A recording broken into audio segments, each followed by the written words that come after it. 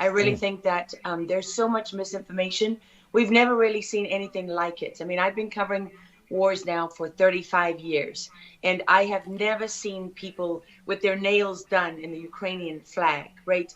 I mean, we're being corralled into this box where we either have to hate Vladimir Putin and believe everything evil that's said about him and love Ukraine, and there's no in between.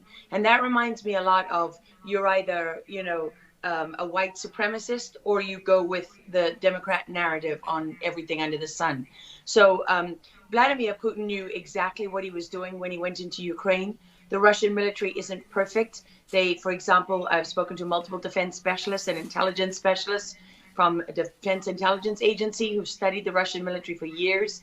They do have a difficulty mounting complex air operations because they do very little training hours in comparison to, for example, the United States air assets, right, our fighter jet pilots. But Russia is not struggling.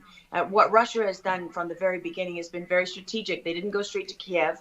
They went to all those bioweapons laboratories that are scattered all over the country. Some of them they built, so they know where they are. They've known where they are since the Soviet Union, because under the Defense Threat Reduction Program, we went in after the fall of the Soviet Union and supposedly turned those facilities from bioweapons labs into public health labs. Although, these days it's hard to believe anything that our leaders tell us, because they've lied about COVID, they lied about Russia collusion, they lied about the Ukraine impeachment trial, and there's so much more going on in Ukraine that nobody is talking about. You see such dishonesty when it comes to the history of Ukraine. You see dishonesty when it comes to the Azov Battalion, which is funded by the US and NATO. I mean, you can find pictures of them online holding up the NATO flag and the swastika at the same time. Their own emblem contains the black sun of the occult, which was a Nazi SS emblem. And it also contains the sideways, lightning insignia of the SS. I mean, this is on throughout the Ukrainian military. You can see that black sun of the occult on their body armor, even on the female soldiers who are paraded in front of the world as being, such an example of Ukraine's independence and spirit and nobility. Even they are wearing the black sun of the occult. And, the White House wants you to believe, well, this doesn't matter, it's just a small number of troops. It's not true. The Azov Battalion has been murdering its way through eastern Ukraine. Yeah. We don't want to admit this. This was why Crimea voted for independence. This is why Crimea wanted to be with Russia. Because we in the media, in the Western media and in the West, won't acknowledge the reality of what's gone on. Western Ukraine backed the Nazis. It was a headquarters for the Nazi SS. The CIA under Allen Dulles actually gave immunity from prosecution to the Nazis of Ukraine from the Nuremberg trials.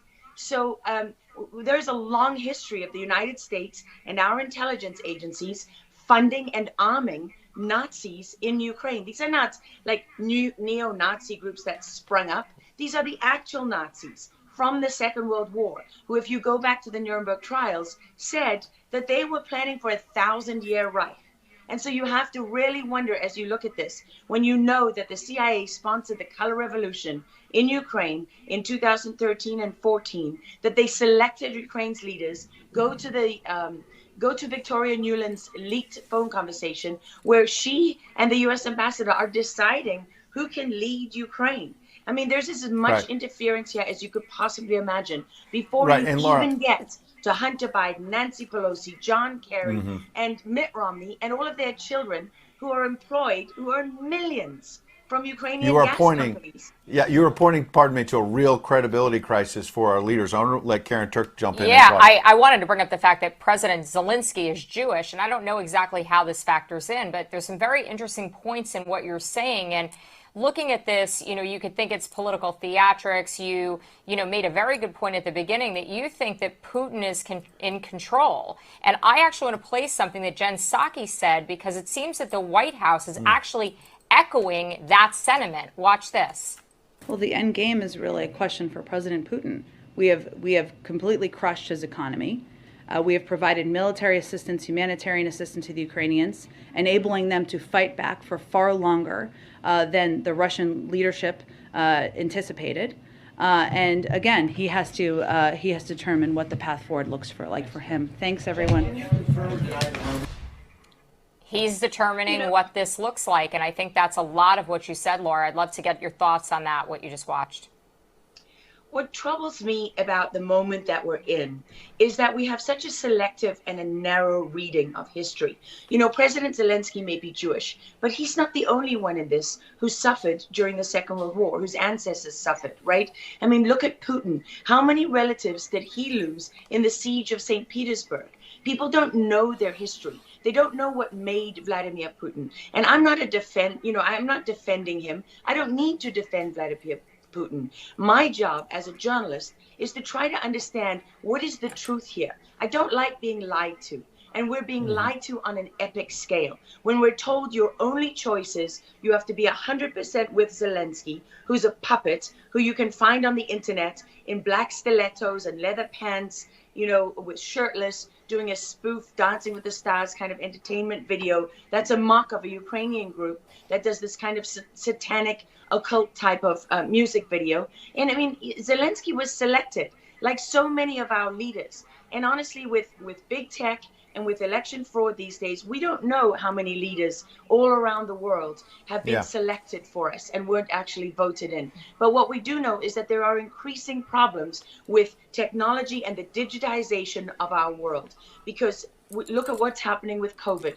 Look at what has happened globally. We are fighting the same battles all over the world. To pretend that this war is about Russia and Ukraine is just a barefaced lie. If Putin has been warning for 15 years that he is not going to stand by while the globalists take over the world, build bioweapons facilities and whatever else they're doing in Ukraine, Ukrainian oligarchs. Ukraine has been a center of money laundering for, you know, many of the leaders in this country. For how long? Billions of US dollars have been laundered through Ukraine, and we say nothing about it. These are our tax dollars. I mean, before the impeachment trial, had you ever heard of anyone in the United States, I mean, us bringing in foreign governments to the White House for anti-corruption training? I mean, does nobody question these things? Why do we not question them? We have an idiot like Lieutenant Colonel Vindman, who goes at the impeachment trial and sits there as a lieutenant colonel. He didn't even make colonel. And he's telling the president of the United States what his policy should be. You have a traitor in the form of Maria Yovanovitch, who was Obama's ambassador, who's telling Ukrainian government officials, don't listen to the will of the American people. Don't listen to the election results. We are the true leaders of America. I mean, and then people object when the woman isn't even fired. She's given a cushy job for life at Georgetown University at the expense of the U.S. taxpayer. And we're told that the president of the United States cannot say to his foreign counterparts, you know, that we want you to look into something. But Joe Biden, he can withhold as much aid as he wants to. I mean, there's so much hypocrisy and dishonesty here. And Ukraine is at the center of it all. Go back to Russia collusion. Go to Alexander Chalupa. Go to Eric Karamella, the whistleblower who went to work for Adam Schiff, who wasn't really a whistleblower, and all those corrupt people in the deep state. And you know what?